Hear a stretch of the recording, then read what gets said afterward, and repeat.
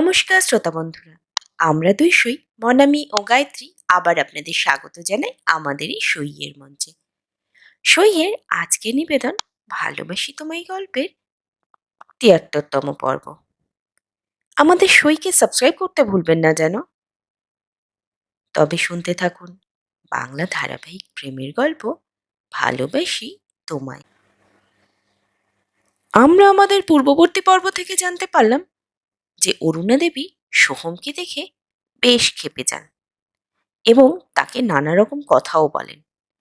এতে অপূর্ববাবু ভীষণভাবে রেগে গিয়ে অরুণা দেবীকেও কিছু কঠিন কথা শোনায়, আর সোহমকে তার সাথেই তার ঘরে নিয়ে গিয়ে তার মা সুগন্ধার সম্বন্ধে নানা রকম কথা সে জানাতে থাকে।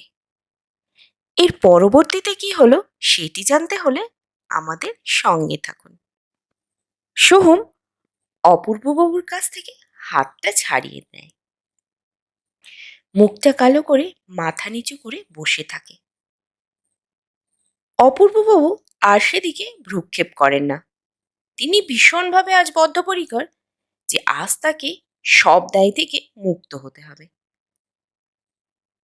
তিনি আবার বলতে শুরু করলেন, জ্ঞান ফেরার পর জ্বর থেকে সুস্থ হতে আমার প্রায় ৩-৪ দিন সময় লাগলো।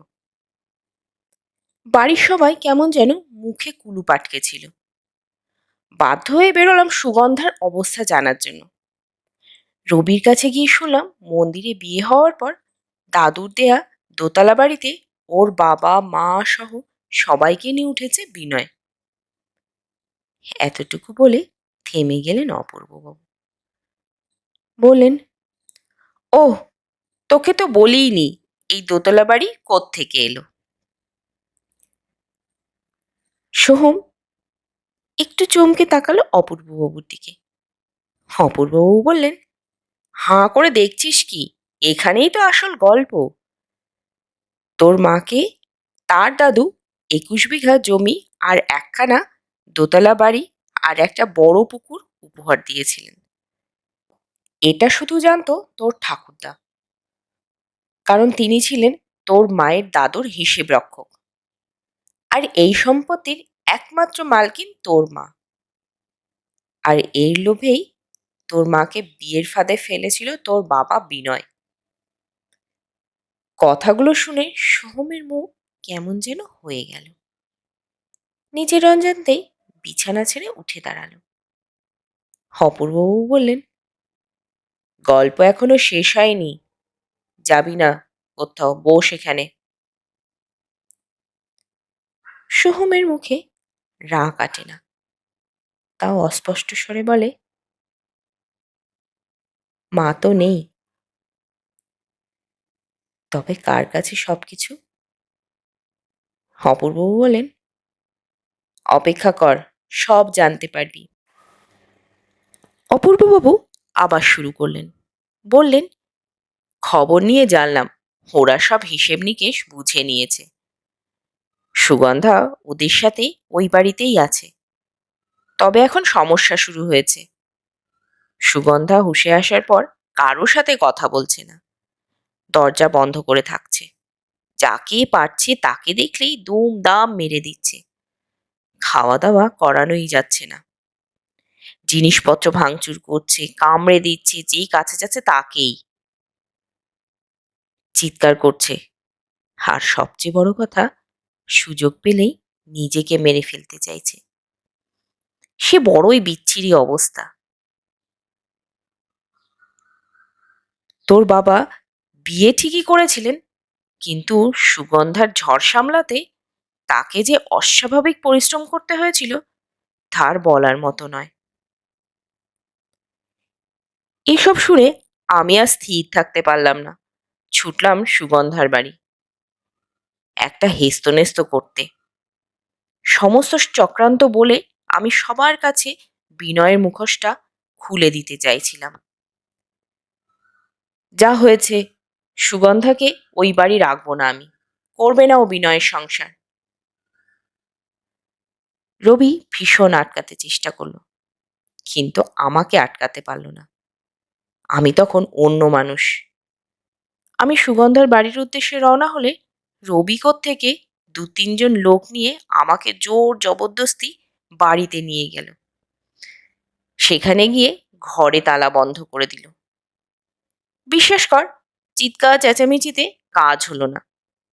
আমার বাড়ির একজনও আমাকে এসে একবারও জিজ্ঞাসা করলো না, কিছু খাবি, কি ভালো কি মন্দ।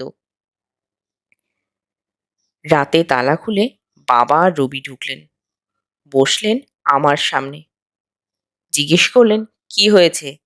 আমি তখন রাগে অনুশোচনায় ফুটছি। কতই বা বয়স, ২২-২৩। বিনয়ের দোষ তুলে ধরতে গিয়ে ঘটনার আদ্যোপ্রান্ত বর্ণনা করলাম। বিশ্বাস করবি না, বাবার হাতে যা মার খেয়েছিলাম না সেদিন, রবি না থাকলে হয়তো ওখানেই মেরে ফেলতেন বাবা আমাকে। বললেন, তোমার জ্বরের ঘোরে বলা প্রায় সবই আমি শুনেছি। তোমার মতো কুলাঙ্গার ছেলে থাকার চাইতে না থাকা অনেক ভালো। যদি দেহে প্রাণ চাও, তবে ভোর হওয়ার আগেই যেন গ্রাম ছেড়ে চলে যাও। সুগন্ধার সর্বনাশের পেছনে তোমার হাত আছে এই কথা যদি জানাজানি হয়, তবে তুমি আর আস্ত থাকবে না। যদি বাঁচতে চাও, এই মুহূর্তে এক কাপড়ে বেরিয়ে যাও।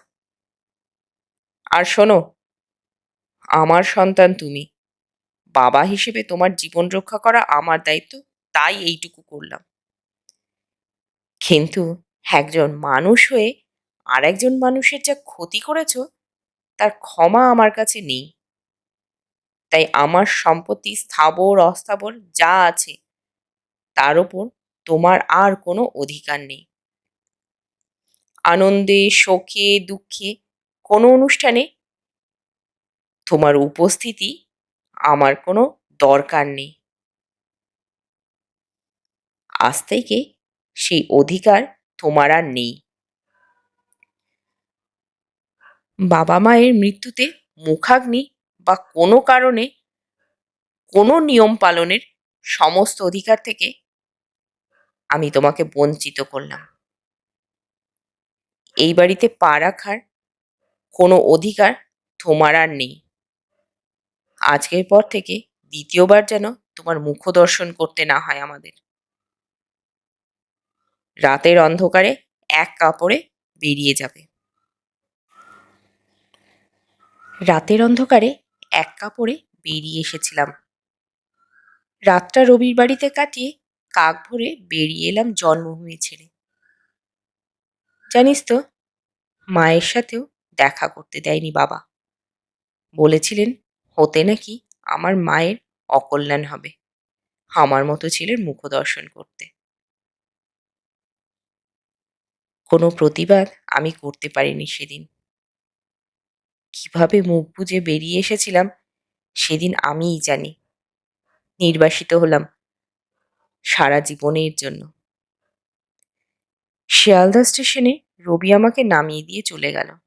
হাতে গুঁজে দিল ৫০ টাকা। বলল, কিছু খেয়ে নিস, দেখি কিভাবে কি হয়। আবার রবিবার সকালে এখানে থাকিস, আমি কিছু বন্দোবস্ত করে তবেই আসব। তুইও দেখ কি করতে পারিস। এবার হেসে উঠলেন অপূর্ববাবু। বললেন, একজন ২২-২৩ বছরের ছেলে বাড়ি ছাড়া তার দুনিয়া বলে কিছুই ছিল না, তাকে ছেড়ে দিয়ে গেল শিয়ালদা স্টেশনের মতো জায়গায়। আমি যার আদ্যুপান্ত কিচ্ছু জানতাম না। সবার ব্যস্ততার মাঝে আমি এক অসহায়, ভীষণ একা। সচ্ছল পরিবারের ছেলে আমি। রাতারাতি রাস্তায় চলে এলাম। অন্ন বস্ত্র বাসস্থান আপনজন কিচ্ছুই নেই। বুদবুদের মতো হারিয়ে গেল সব। নিঃস্ব, নিঃসঙ্গ, একা আমি। জানিস তো, রবি যখন আমায় দিয়ে যায়, আমি সারা রাস্তা একটাও কথা বলতে পারিনি। মনের ভেতরে এত তোলপাড় হচ্ছিল যে ভুলেই গিয়েছিলাম মুখ বলেও কিছু আছে যা দিয়ে কথা বলা যায়। এরপর এক রাত শিয়ালদা স্টেশনেই কাটালাম। সারা রাত এই চিন্তাই করে উঠলাম যে এর পর কি, আর কোথায়। হাঁটু মুড়ে মাথা গুজে কাটিয়েছি সারা রাত। কিছু রাত কেঁদে, কিছু রাত অনুশোচনায়, কিছু রাত পরবর্তী পরিকল্পনায় কেটে গেল আমার। শুরু হলো আমার জীবনযুদ্ধ। মাল বইলাম, হকারি করলাম, খবরের কাগজ বিক্রি করলাম। রবির সাথে সপ্তাহে একদিন করে দেখা হতো, রবিবার করে। বাবাকে লুকিয়ে মা কিছু কিছু জিনিস পাঠাতেন। মা নাকি খুব কাঁদতো আমার জন্য। বাবার নাকি স্বাস্থ্য ভেঙে গেছে। আমাদের বাড়ি আর সুগন্ধাদের বাড়ি কেমন যেন খাঁ খাঁ করত। আমি রবির মুখে সব শুনতাম আর কাঁদতাম। আমারও মাঝে মাঝে খাবার জুটতো না রে। কত রাত গেছে না খেয়ে, না ঘুমিয়ে কাটিয়েছি। মাথা নিচু করে দীর্ঘশ্বাস ফেলে চুপ করে রইলেন অপূর্ববাবু। আবার শুরু করলেন। বললেন, এইভাবেই কেটে গেল কিছুদিন। রবি যখন আসতো, সুগন্ধা আর অরুণার খবর আনতো। ওর মুখেই জানতে পারি বিনয়দা কিভাবে মুখ বুজে সুগন্ধার সব অত্যাচার সহ্য করত। সুগন্ধার কাছে যেতেই সবাই নাকি ভয় পেত। মার, কামড়, অকথ্য গালিগালাজ, প্রায় পাগলিনীর মতো করত সুগন্ধা। বিনয়দা অবশ্য দাঁতে দাঁত চেপে সব সহ্য করত। কখনো কখনো বিনয়দাকেও কামড়ে রক্তাক্ত করে দিত। হাতের সামনে যা পেত ছুঁড়ে মারত বিনয়দাকে। সব অসহ্য অত্যাচার মুখ বুজে হাসি মুখে সহ্য করত বিনয়দা। কিন্তু সময় সব ঘায়ের ওষুধ, সব পরিশ্রমের ফল, সব কষ্টের উপশম করে দেয়। এই ঘটনার ক্ষেত্রেও অন্যথা হলো না। সেই রাতের কালিমা ধীরে ধীরে পরিণত হয়েছিল প্রেম কথায়। মানুষ কিছুদিনের মধ্যেই ভুলে গেল সেই খারাপ দিনগুলোর কথা। সুগন্ধার প্রতি বিনয়দার ভালোবাসা নাকি ছিল দেখার মতো। ওর প্রতিটা অত্যাচার বিনয়দা হাসি মুখে নাকি সহ্য করত। একদিন রবি এসে বলল, পাঘিনী বশ মেনেছে প্রেমের। বিনয় আর সুগন্ধার নাকি এখন সুখের সংসার। সুগন্ধা নাকি গর্ভবতী। বিনয়দা সবসময় যেভাবে সুগন্ধাকে আগলে রাখে তা সবার চোখে ভীষণ ঈর্ষণীয়।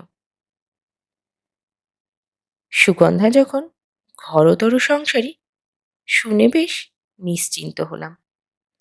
ভেবেছিলাম যা গেছে গেছে, সব বোধহয় ঠিক হয়ে গেল। আর সুগন্ধা সুখী থাকলে আর কিছু বলার নেই। আমিও ব্যস্ত হয়ে পড়লাম নিজেকে নিয়ে। এদিকে অরুণার বাড়িতে বিয়ের কথা চলছিল। বুঝলাম এবার আমাকে অন্য কিছু করতে হবে। ঘটনাচক্রে এক কাপড় ব্যবসায়ীর সাথে আলাপ হলো। সেই তারই দোকানে কাজ দিলেন। শুরু হলো নতুন জীবন। একদিন রবি এসে বলল, অরুণা বাড়ি থেকে বেরিয়ে আসতে চাইছে। বিয়েও ঠিকই হয়ে গেছে। এরপর সব কেমন যেন ঝড়ের বেগে বেরিয়ে গেল। দক্ষিণেশ্বরে বিয়ে করে কলকাতায় ভাড়া নিলাম এক কামরার ঘর। খুব ভালোই ছিলাম আমরা। দেখতে দেখতে গড়িয়ে গেল বছর ছয়েক। আমিও মোটামুটি থিতু হয়েছি। ভালো উপার্জন হচ্ছে, বিদিশাও হয়েছে। রবিও আর নিয়মিত আসে না। ও চাষবাস নিয়ে ব্যস্ত। বিয়ে থা করেছে শুনেছি। মোটামুটি সুখের সংসার আমার। সবকিছু ভীষণ সচ্ছল গতিতে এগোচ্ছিল। এমনই এক সময় একদিন দেখি রবি দোকানের বাইরে আমার জন্য অপেক্ষা করছে। প্রথমে ওকে দেখে ভালো লাগলেও কেমন যেন খুশি হতে পারলাম না। কারণ ও যতবার এসেছে ঝড়ঝাপটার সময় হয়েই এসেছে। সুখের দিনে ওর দেখা আমি পাইনি। বুকটা কেমন কেঁপে উঠল। মনে মনে ভাবলাম, কি হলো আবার? বেরিয়ে এসে ওর সামনে দাঁড়ালাম। ও যেন হাসতেই পারছে না, মুখ কেমন যেন শুকিয়ে আমের আঁটি। আর সামনে গিয়ে দাঁড়াতেই একটা কাগজ ধরিয়ে দিল। খুলে দেখলাম সুগন্ধার চিঠি। উদ্বিগ্ন হয়ে জিজ্ঞাসা করলাম, কি হয়েছে ওর?